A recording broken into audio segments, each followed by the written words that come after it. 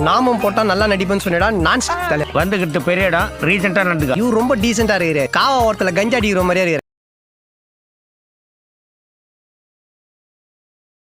Hi hello friends, welcome back to our channel. So இன்னைக்கு நம்ம பார்க்க போகிற படம் பார்த்தீங்கன்னா 2023 வந்துட்டு ஒரு ஆக்ஷன் த்ரில்லர் படமாக எடுக்கப்பட்ட ஒயிட் அவுட் அப்படின்ற படத்தை பார்த்தீங்கன்னா இப்போ தமிழ் டப்பிங்கோட ஸ்ட்ரீம் பண்ணியிருக்காங்க.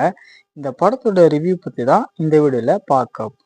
சரி, படத்தோட கதை அப்படின்னு பார்க்கும்போது ஹென்ரி காட் ஆண்டனி அப்படின்ற ஒரு 3 நபர்களை பார்த்தீங்கன்னா ரஷ்யாவில் இருக்கிற ஒரு கேம்புக்கு வந்துட்டு லேபராக கடத்தி கொண்டு போகிறாங்க. அந்த இடமே பார்த்தீங்கன்னா ரொம்பவே கொடூரமான கேம்ப் அப்படின்ற காரணத்தினால அங்கிருந்து இவங்க 3 பேருமே பார்த்தீங்கன்னா தப்பிச்சு போயிடுறாங்க. ஸோ பயங்கர ஸ்னோஃபால் இருக்கிற அந்த இடத்துல பார்த்தீங்கன்னா இவங்க சர்வை பண்றதுக்காக என்னெல்லாம் பண்ணாங்க, கடைசியா என்னாச்சு அப்படின்றது தான் இந்த படத்தோட கதையா இருக்கு. மெயினா இந்த படத்துல வரக்கூடிய ஒரு சில சீக்வன்ஸ் எல்லாமே பார்த்தீங்கன்னா ரொம்பவே ராவா எடுத்திருப்பாங்க.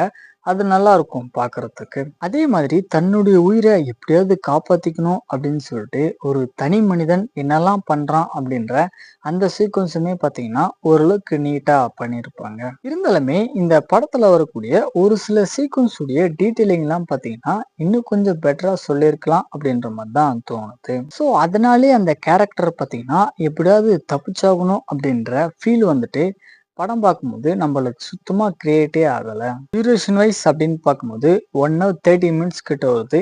சீக்கிரமாவே பார்த்து முடிச்சிடலாம். ஃபைனலாக வந்து இந்த படம் பார்த்தீங்கன்னா ஒரு one time watchable action thriller படமாக தான் வந்திருக்கு.